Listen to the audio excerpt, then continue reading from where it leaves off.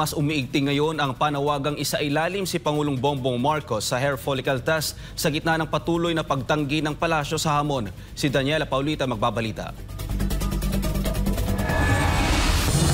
Muling lumulutang ang umano'y issue ng droga na ibinabato kay Pangulong Ferdinand Bongbong Marcos Jr. matapos ang naganap na peace rally noong November 17, 2025. Ito ay kasunod na naging pahayag ng presidential sister, Senator Amy Marcos, na umano'y paggamit ng iligal na droga ng Pangulo.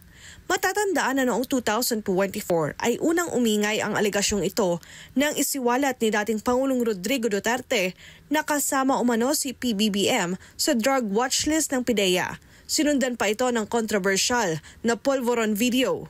Ngayon, matapos ang sinabi ni Senator Amy, muling lumalakas ang panawagang isailalim sa hair follicle drug test ang Pangulo upang tuluyang masagot ang issue. Para naman kay dating Executive Secretary Attorney Vic Rodriguez, isa lang ang paraan upang malinawan ng publiko hinggil sa naturang alegasyon. Now, if the Marcos Jr. administration is very confident, then why not undergo an open, fair, transparent, and credible hair follicle drug test? Sang-ayon din si retired General Virgilio Garcia na iginiit na may obligasyon ng Pangulo na ipabatid sa publiko ang tunay na kalagayan ng kanyang kalusugan kung may isyung may kinalaman sa mental capacity nito na gampanan ng tungkulin.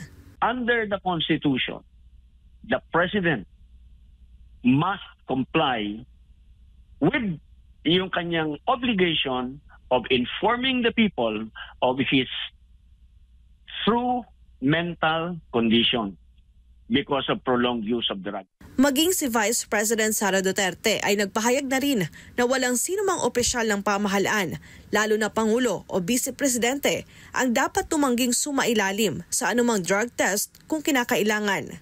Nakasaad sa Article 7, Section 12 ng Saligang Batas na kapag may malubhang karamdaman ng Pangulo, dapat ipaalam sa publiko ang tunay na kalagayan ng kanyang kalusugan.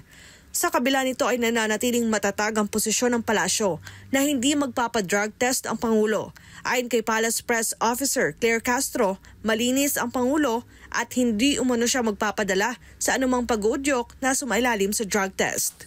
Para sa Diyos at sa Pilipinas, kung mahal, Daniela Paulita, SMNI News.